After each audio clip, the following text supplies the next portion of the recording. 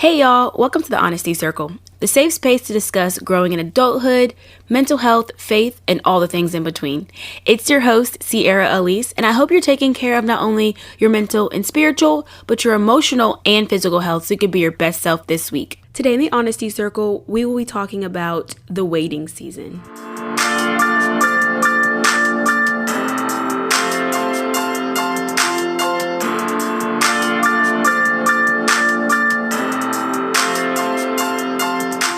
I can admit it. I am not a fan of waiting. I want what I want when I want it. And it's sometimes even harder to wait when you don't really see that light at the end of the tunnel. And it's something I'm still struggling with. I definitely know that this is a constant thing that I'm going to have to continue to work through. But I just want to talk more about it today because I know that I'm not alone in this, especially in this current culture that we live in. It's such an instant gratification lifestyle that we live. Think about air fryer or a microwave. Those are literally made to speed up the process of waiting for your food to be cooked. Think about it. Everything that comes now and nowadays, we just want it when we want it, how we want it now. And a lot of times we rush that process and we look to the end. We're looking to the end goal of it and forget that there are so many steps along the way. And I honestly didn't even realize that I had an issue with waiting / rushing the journey until I really got called out on it. So, at my job, we have a consultant and we have one-on-one meetings with him. And so I was talking with him about how I was struggling because I've recently realized that not that I don't enjoy my job now, it's just not the complete scope in which I want. I really want to help current students who are at the university and really help them find their fit, find their environment, find, that spark, whatever it is. But I just want to help the students who are there. And the role that I'm in now is not exactly like that. And so I found myself rushing the process of looking for the next, ready for the next, and trying to not leave the job I'm at, but just really figure out what's next for me. And I found myself really not satisfied with the job that I currently have. Although before this moment of realization of what I actually wanted to do, I had no problem with this job. I actually kind of enjoyed it. I enjoyed the different things that came with my job. And so when I realized I was coming to the point of dissatisfaction with my current situation and just looking towards the end, I was talking to the consultant and I was just like, I need to figure out how I can be satisfied with it right now because I'm clearly not. And he really called me out. I was like, you are just trying to rush the journey. And I was like, huh? What do you mean? And he was like, you're so focused on the goal. You're so focused on the end goal that you're not enjoying the journey that it's going to take to get to that kind of expected end goal. And when he said that, it really, it seems so simple, but it really kind of shocked me because I realized that is what I was doing in a lot of areas of my life, not just with work. A lot of times see the end result and I want to get straight to that end result and forget that there's so many steps that will require you to get to that end goal. And we all have goals, right? We all have something that we want to work towards. And not that goals are bad, but sometimes when we're so focused on that end goal, we forget the steps that really take for it to get to that goal. And so when I started to think about waiting, I realized that waiting for me really, when I say that I'm in waiting, I realized that I'm putting my focus, this is personal, I'm putting my focus on the end. I'm waiting for blank, right? Because if you wouldn't be waiting if there isn't some end goal or end thing that we're expecting. And so I realized that I have to rework what waiting meant to me. I couldn't kind of stay with what my current kind of definition or thought of for waiting, because I realized that if I keep holding on to waiting in that sense, I'm never going to enjoy the life that I am supposed to be living. And if you think about it, every single day we're working towards some expected goal, right? Of whatever our purpose is. And so if we continue to focus on waiting, I think that it just takes us out of that focus. And I don't want to live like that. Like, I don't want to live a life in which I'm so focused on the end and that I'm constantly not enjoying where I am in this season of my life. And that's like kind of what this is coming from. I really just wanted us to think about how we can rework waiting in our minds to be able to live a more fulfilling life, right? Like, we, especially as young adults, entering adulthood, we can a lot of times think of that end goal, like, especially if you want a family and you want to be married and you want the dream job, you want the big house, you want the pets, you want the kids, like, you want all those things. And I think sometimes entering adulthood, especially in our early 20s, like, I'm only 24, and I've realized that I am rushing even my adult process, like my life in general. I'm just like, oh, I'm ready for this now. And rather than, no, how about I enjoy this season of my life right now, where I don't have as many responsibilities. And yes, adulthood comes with responsibilities, but it's different when you have like a kid and a marriage and things like that to kind of consider. Yes, now I have a dog, but that's just still so low maintenance in comparison to kids and multiple kids. So yeah, and I just want us to kind of work on that. And so that's why I'm trying to talk more about it today. And just like, what can we do to refocus? Like, how can we, and I don't have the answer to these questions. They're just questions that that really come to my head, and I want you to think about for your personal self, because what it looks like for me on, how I refocus, to focus on my now, looks completely different than what someone else's now might be. Right. And so I think regardless of what your now is, you have to figure out how you're going to be kind of, not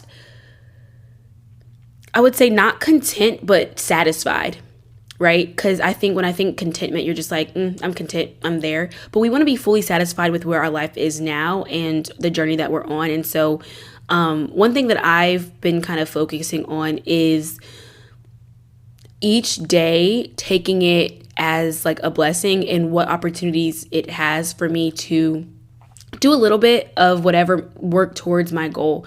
And reminding myself kind of like, what can I learn in this journey? What am I learning?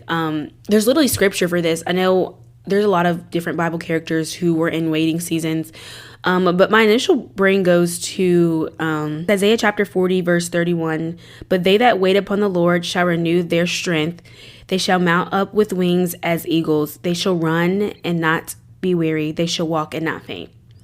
And so when I think about that, I think it talks about like waiting, but it also reminds me of the journey. And so when I think of a journey, I think about like the ups and the downs and the what you're learning, because what you're learning and what you're taking from the journey each and every day is growing you. So sometimes it's not just about like the waiting in which God is giving you strength. And yes, he's giving you strength, but he's giving you also strength through your experiences in the journey, right? It's not just the boom, you have the strength, but it's I'm learning more. My kind of meter of patience is growing more. I know that's one thing for me. My patience is definitely not where it should be. To be, I don't know, definitely it's not where it should be. And so I think having Zeke definitely has helped me work my patience some. And so right now in this season, I'm working this patience, and who knows what this patience can be used for in the future when I have kids and, you know, they're on my literal last nerves and I still have to be a mom, right? So stuff like that, where it's like, it's reminding me that it's not always just like I'm weak and so I need the strength, but it's the working that muscle right now in this season that is going to help me in the future. And so I think about that when I think about that verse a lot too, because like I said, when I think about waiting, like I have to wait. I don't like the word wait. Like, I have to wait, because for me, it makes me still just focus on the end. And while I'm trying to shift my focus, I can't label right now as a waiting for me. I have to just let myself know that this is a journey. Life is a journey. And even when I get to my what I think is an expected end, if I'm still living, the journey is not over.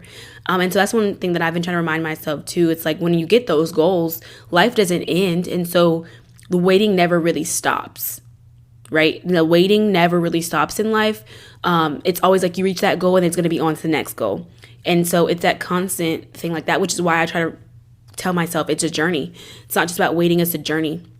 It's a journey, and each journey has its ups and its downs. But, we want to just do what we can to stay present, stay focused, and where we are right now, because I think if we forget this, then we'll miss out on the lessons that are being taught in this season of life. So I'm going to give a few tips that are going to definitely help us in this season to be able to focus. So definitely ask yourself, I want to start with the first, slow yourself down. I know this is something Mom tells me all the time, like take it one day at a time, 1 second at a time, 1 moment at a time, be where your feet are. I know for me, oh my gosh, my mind will run rampant. It will literally go 100 miles a minute if I don't slow myself down and think about, okay, what is it right now? So that's my first thing. Slow yourself down, take it 1 moment, take it 1 second, take it 1 day at a time. And that's the first step, or my first tip. My second one is to be thankful for each step, no matter how big or how small. Because the fact that you're taking a step means that you are active in the journey and that you are not, you're not done, right? It means that it's still going, that you're still making progress. And my thing is this, I think it's another thing too, is like, it's okay to even take a step backwards. Because sometimes in the journey or in your waiting time, the steps that you're taking, sometimes it feels like you're taking a jog 3 steps forward, but then you're taking maybe a tiny step, or maybe it's a big 1 step or 2 steps back.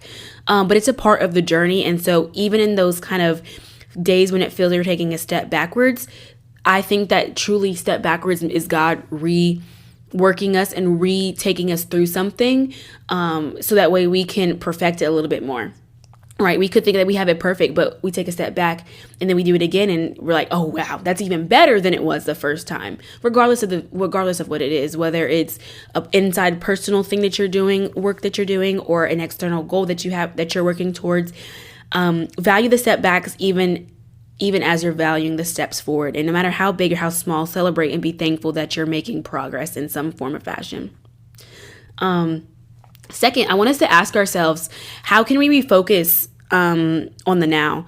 And like I said, I asked that question earlier, but kind of take some time to actually reflect on that, because it's not something that I can just tell you, or someone can just tell you and boom, it clicks. Like it's gonna take you doing some internal work on your own as well. And yeah, like I had that consultant tell me that I needed to focus on my journey. But it really took me, after that conversation, sitting with myself and thinking, how am I going to make a conscious change in focusing on the now? And what I truly did is each and every day, I kind of find, it kind of depends on what it is. So for on a kind of like external goals situation, like with my podcast, there's definitely goals I have for the Honesty Circle, but I have to remind myself that I can just do one thing each day to get to the goals that I have. And so each every day is just one little thing that I'm going to do to kind of try to get better. When it comes to like a more internal, like who I am as a person wise, like with my patients, I think for me, I have to take some time. For me, with kind of internal, personal wise, I have to take some time to really, like examine a situation. So like say if it's after the fact and I was like, ooh, I wasn't the most patient in that moment. Recognizing it, but then also thinking, okay, next time, what can I do differently? And one thing that has been such a small change, but I think it's definitely kind of helped my overall. It's when I'm walking my dog and he stops to smell every single spot. Oh my gosh, he be getting on my nerves, y'all. I'm like, bro, come on, like we don't have the time. I don't have the time. But then even in that, I've started to just let him sniff. Just let him sniff. And I've realized that if I did it, the times in which I haven't rushed him and like, come on, he has sniffed for a little bit and then has moved on. And I'm like, wow, like that's quicker than I expected it to be. And sometimes, yeah, it's a little longer where he takes more time like sniffing around and whatnot. But majority of the time it's quicker. And so I realized that I can take a step back and let him sniff, and he will move when he's ready. And so I think that's definitely has been working me and helping me out in the overall with my patience. And so those are small things. And so each time where I realize that I'm doing better with walking him, I'm not rushing him, I'm just taking my time and being a little more patient. And it's not perfect every day. Trust and believe. There's some days where I'm just like, say, come on, gosh. But overall, I've been kind of getting better. And so, finding small ways that you can refocus on things that you could work on right now in this season. Those are just kind of 2 examples, but those are kind of things that I have been working on to kind of help that. And then also reminding yourself like what you can learn for this season. So I know right now in this season I'm learning patience. And so in my waiting, in my journey, I have to remind myself to be patient in the small things and the big things. And so once you realize what you can learn in this season, I think you take things at a different way.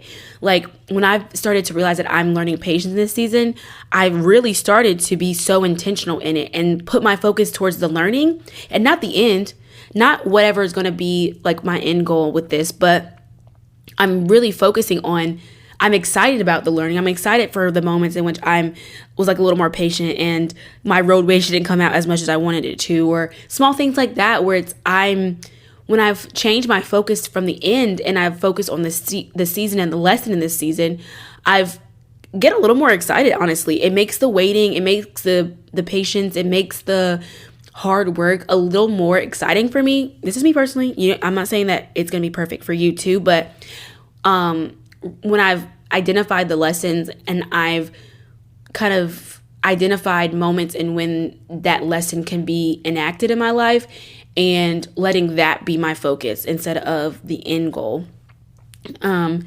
So those are just a few things. And I would also remind you just to kind of meditate on kind of Isaiah 40 and then also continue to, if you do any like devotionals or like time your word, hopefully you are having your time of your word, try to find someone in the Bible, a character in which they had a waiting period, and really examine how they lean on God and how God has revealed himself in those stories.